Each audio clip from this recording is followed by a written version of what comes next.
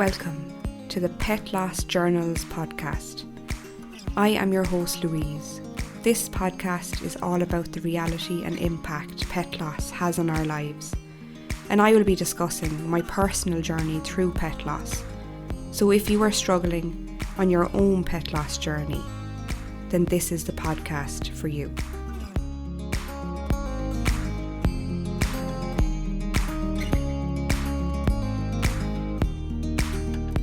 Welcome to episode 44. I'm delighted to be back with you this week.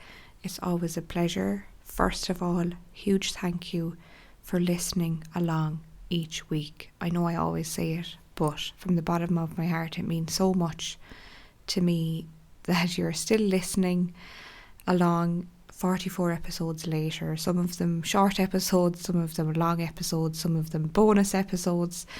And also whoever has become a Patreon member for lots of bonus content, video content, audio content, lots of attachments and to work on and all of that thing. All of those things are over on Patreon as well. I am delighted to bring to you this episode, and I mentioned last episode that I would be doing this episode all about what I have learned in 2022. So on the last episode on this podcast, I gave my last journal entry. That was December 2022, and I have had written lots of bullet points on my journal that I'm looking at right now, at the very end of the year in 2022, that I am only delighted to share with all of you, and with the hopes that it would bring some comfort to you during your pet loss journey now, however, what stage and whatever point that you're at in it. So I definitely want to share that with you now. It's a journal entry with bullet points, so it's definitely a little bit different to the other journal entries, but still, it's still my written feelings down on paper. But I will start now and I will share with you what I have learned in 2022. That worrying about what someone else is thinking and feeling is a pointless action, and it loses valuable energy. The second bullet point, that I can change my life's circumstances, learn new skills, walk towards a more fulfilling life. The next bullet point, that being married to the love of my life isn't going to fix my insecurities. The next bullet point, that the people in my life can make their own choices and decisions that are beyond my control, and to just accept that. The next bullet point, that opening up and being vulnerable with my partner can produce more growth in me as a person. My next bullet point, that I can in fact help others through pet loss, and I feel overwhelming gratitude afterwards. The next bullet point, this new amazing business has come from the tragic deaths of my dogs, but their memory and love live on in my heart and give me the courage to pursue this new journey. The next bullet point, that my anxiety is only a part of my person, but that I can access my true self in different ways. The next bullet point, that the only person I should depend on to love me, all of me, is me. And those are my bullet points that I've written down. And there's definitely a couple of other points that I wrote about that are more on the personal side, but I'm happy to share just a couple of snippets of those with you. And what that is that what I've learned from my dogs dying is that this is the most painful experience that I have ever felt in my whole entire life. And I have had surgeries and I've been in a car crash, but the emotional pain and the unresolved grief that I felt for my gorgeous dogs was far worse than anything I had felt or experienced before. So the huge learning in that was the massive significance that they had in my life. And I suppose maybe like a stranger looking in from the outside would have maybe the opinion of, they're just animals, they're just dogs. I mean, this happened to you and this happened to you and you went through all of this stuff, surely that's worse. And that's all that I hear, is that that's comparison. And comparison, for me in my life, I don't know about you, but ultimately comparison is extremely damaging. It has been for me. And what I mean by it's been damaging is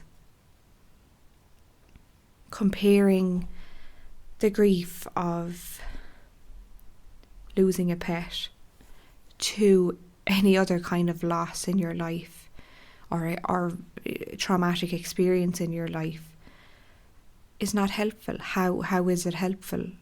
And I've done that, and I'm still victim of comparison, whether that's comparing myself to others, whether that's ability, image, intelligence. I mean, the list can go on. We're all victims of it, I'm sure, and it's like ingrained in us. It's a knee-jerk reaction. It's a pattern that we have, and I just find that's really, really difficult. And I write a little bit about that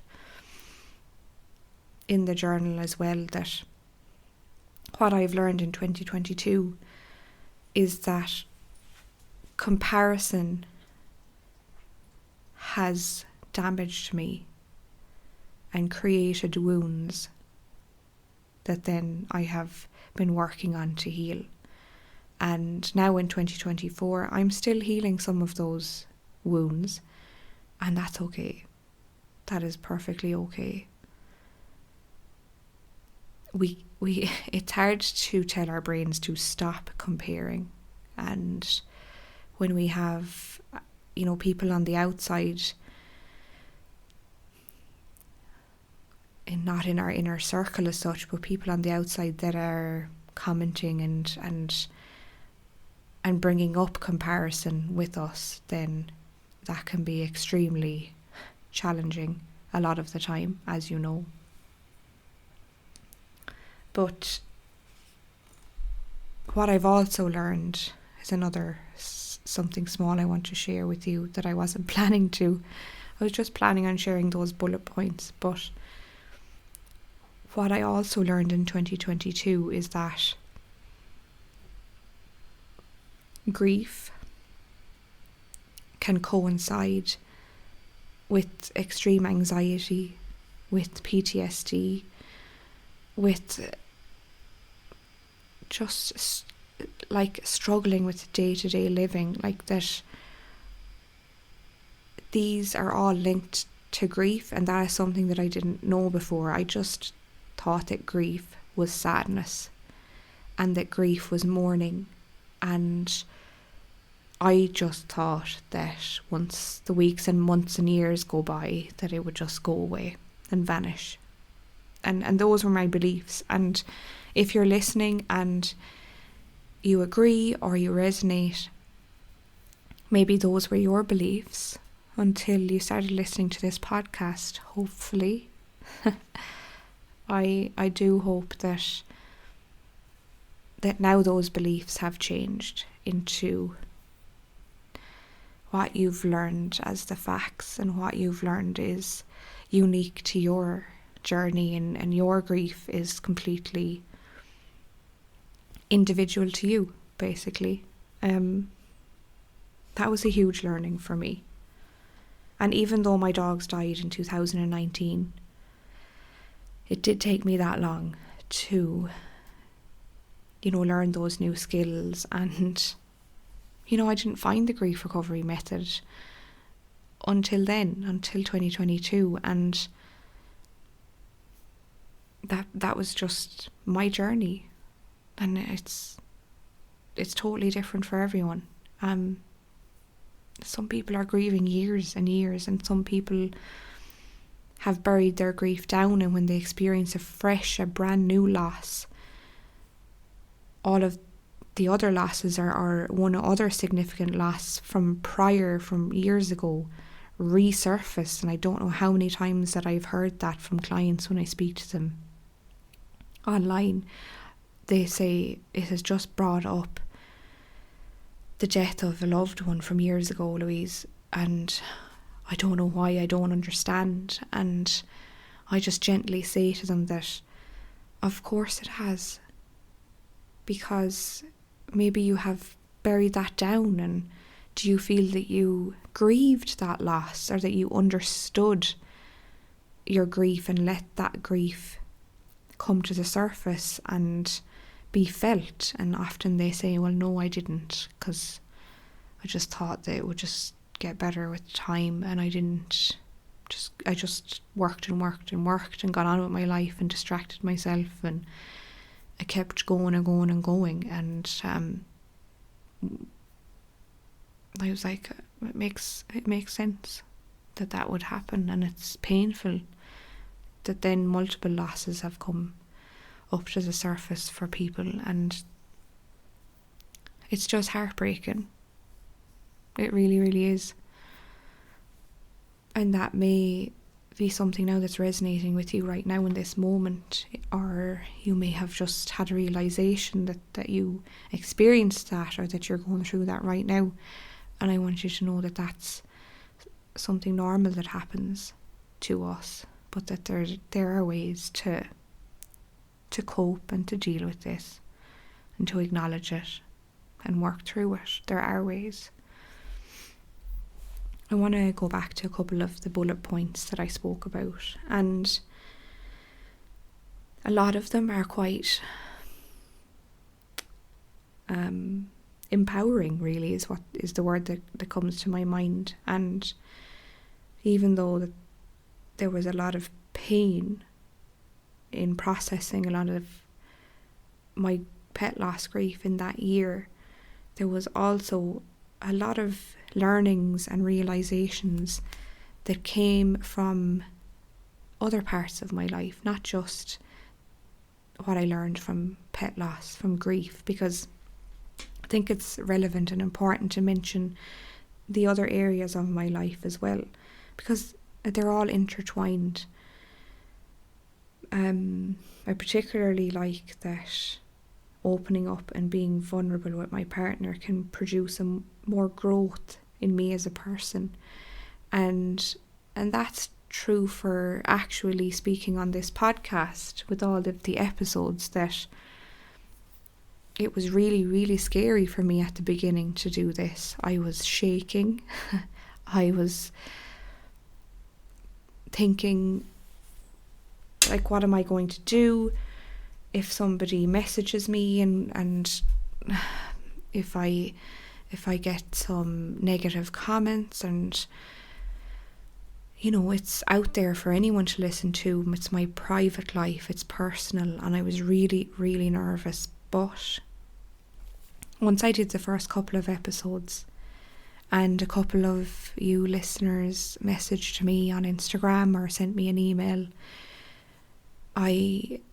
with your comments, with your feedback, with your thoughts, with what you are going through, it just it helped me to continue to be vulnerable, because if any of you listening have sent me those messages or emails, and it's just, you guys are what, has kept this podcast going. I am reading from my journal, but I would have stopped a long time ago if I had let the nerves and the anxiety get to me. But you, the listeners, are the ones who keep me recording this podcast, and being vulnerable is a superpower, and it's your superpower. Your vulnerability is your superpower. I think there's one bullet point that I really want to elaborate on, and it's that this new amazing business can come from the tragic deaths of my dogs, but their memory and love live on in my heart and give me the courage to pursue this new journey. I remember speaking to somebody once before, and they mentioned that they had listened to a couple of episodes, and they also went on to tell me that it's just great, hearing your healing journey as the episodes progress, and that you are doing this episode or doing this podcast in order for you to heal. But then I had to correct them gently and say, well, that's actually not, the reason I was recording the podcast, because when I started recording the podcast, it was July 2023, and I had done so much healing work, so much grief recovery work. So, in essence, I wasn't reading from 2019. I was reading from when I was kind of out the other side of grief, that I had come through my journey of grief, and I was reading back. So I just had to kind of gently correct that person and just kind of say that, well, no. So the reason for recording the episodes was I was putting myself in a listener's shoes that may have been in a similar position to me when my dogs died tragically under traumatic circumstances, and they just felt utterly alone and didn't know where to turn. And if they opened up Apple or Spotify, that they could type in pet loss and hopefully find my episodes, so that it could bring them some comfort. That was it. That was the reason for this podcast. And I searched for something like this, and I searched a lot in 2019. Maybe they were there, but I couldn't find them. They didn't come into my path. But maybe that was for a good reason, so that I could create this podcast from an idea that popped into my head in the shower, as many of you would have heard back many, many episodes ago. It always makes me laugh. But I hope that makes a little bit of sense. I'm going off on a tangent as usual. But life's circumstances can lead to learning new skills and walking towards a more fulfilling life. And what did I mean by that? I meant that the circumstances that I endured in my life, the multiple losses in a row in 2019, led me to learn new skills in the form of learning how to grieve, because I didn't know how to grieve.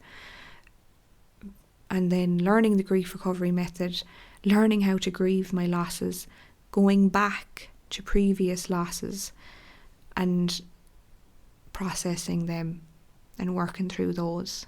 And it was a lot of painful work, and I'm still doing it. Do not even get me wrong thinking that, oh, she's fine now and she's healed, and there isn't anything else that she has to do. This is a continuous journey for me. I'm always working on, losses of relationships that are still with people in my life that are still alive, or losses that, all kinds of losses, to be honest, because there's loss everywhere we kind of look in different sections of our life, and I'm working through those in many different ways, but a lot of journaling, as you know. The thing is, I don't know if any of you would resonate, but the very first point I said that worrying about what someone else is thinking and feeling is a pointless action, loses valuable energy. So I don't know about any of you, but I was very much so a people pleaser. I didn't really know myself or get to know my true self until about 2019, really. I just was always felt like I was walking on eggshells around certain people in my life, and you may resonate with this. And if you're a people pleaser, kind of feeling hyper vigilant a lot of the time, and you're hypersensitive, and like I mentioned before, being sensitive is a superpower, so it's a good thing. And I always thought that these were negative things about myself, that I was super attuned to people's body language, to their tone of voice, to their mood, to how they're feeling, and I would adjust my body language and communication to fit into that in order to feel safe in those relationships. And if that makes sense to you, first of all, I'm sorry if it does, because it's an anxious place to live, and it's a hard place to live.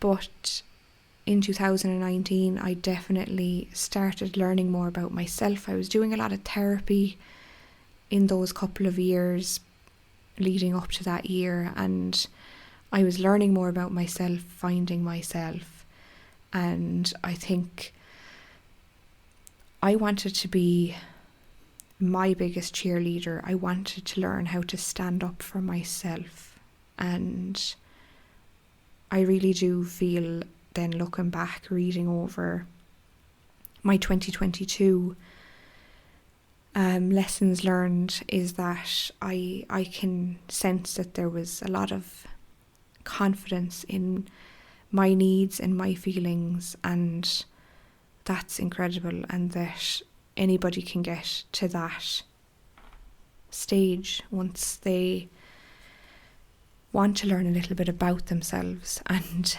learning to say no and boundaries. And I speak about boundaries on an episode on my Patreon.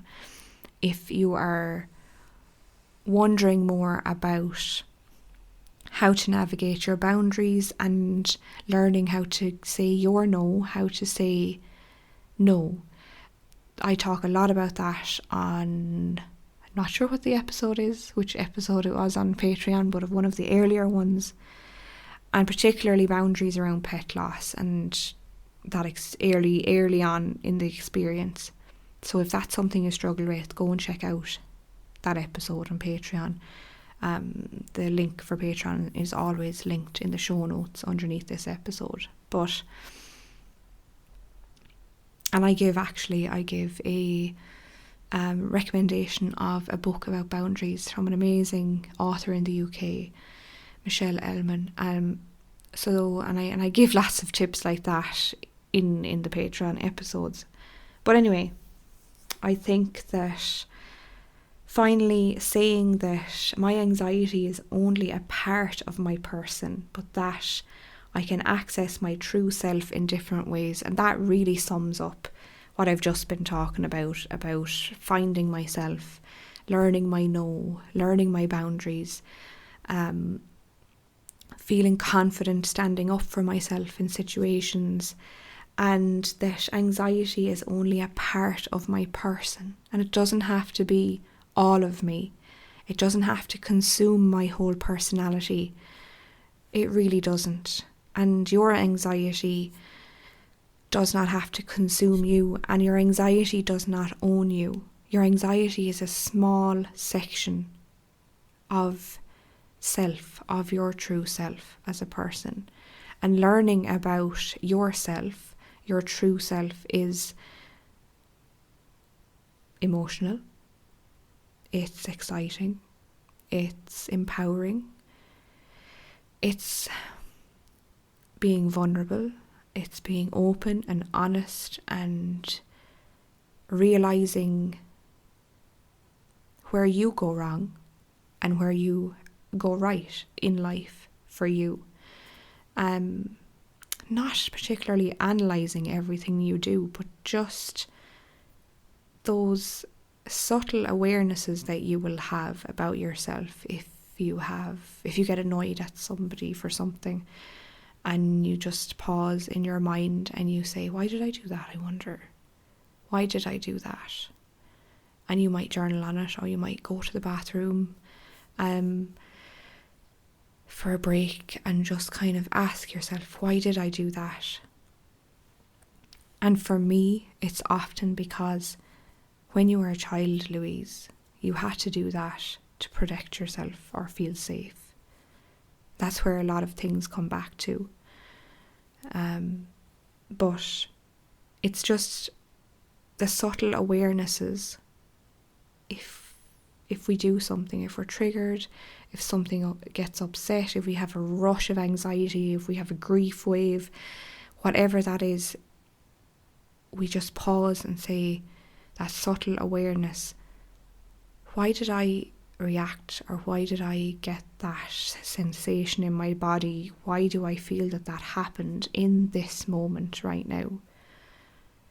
And the answer will often come to us. We don't need to think too hard. The answer might be one word, it might be an image of what happened years ago, it might be a feeling, a sense, a smell, it could be anything. But just to have that openness to those subtle awarenesses when we are triggered in life, or when we react out of character, or when we berate ourselves for getting angry in a situation that we don't know why we got angry about, and we berate ourselves, say, why did I do that? Why am I so messed up?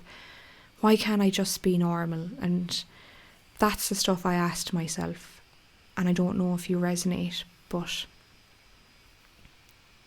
it's tough work, but just those subtle awarenesses is how all of that kind of came together in 2022 for me, and learning that I can access the relationship, the 2 individual relationships that I had with my dogs, that I can access those memories and access that love when I need to. And it might sound cuckoo, but it's not, if you've listened along. Accessing that relationship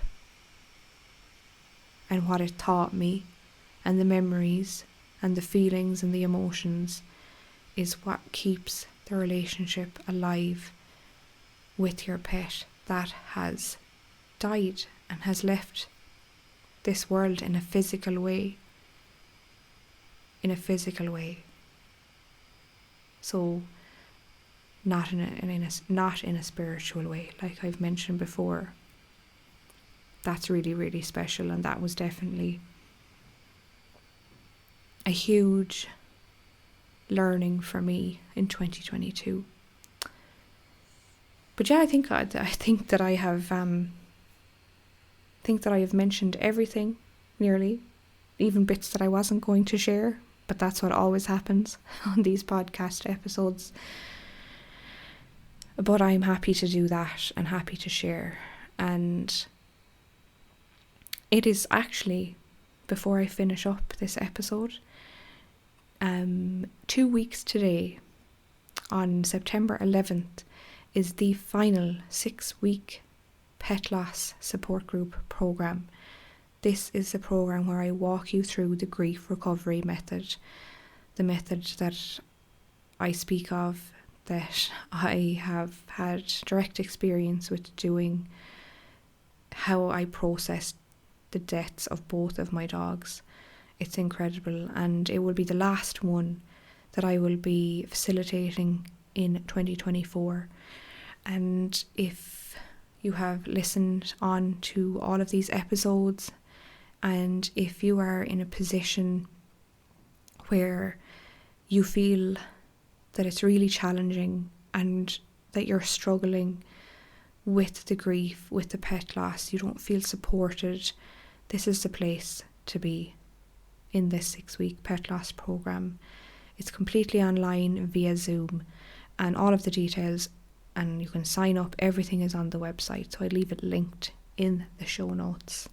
But for next episode, I would like to try something a little bit different, and I will still be sharing journal entries in some of the episodes going forward, but what I would love to introduce is, if any of you listening are open to sharing a snippet of your own journal, a snippet about your pet loss journey, I would love to be able to share that on the podcast, to read that out, so that other listeners also feel, validated and less alone. And if that is something you feel comfortable sharing with me, please do so.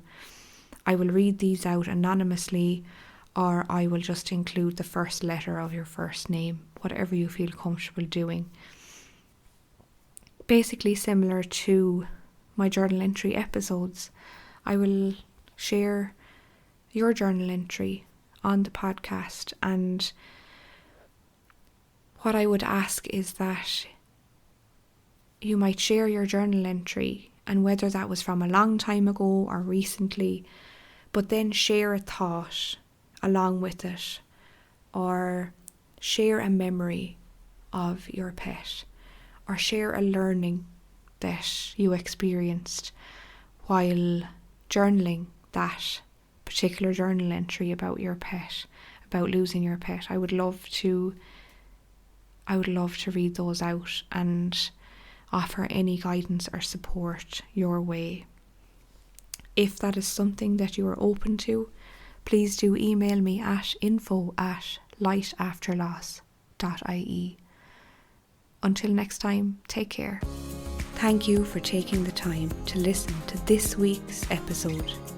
Remember, your pet loss grief is real, and it is so valid. Please be gentle on yourself. Until next time, take care.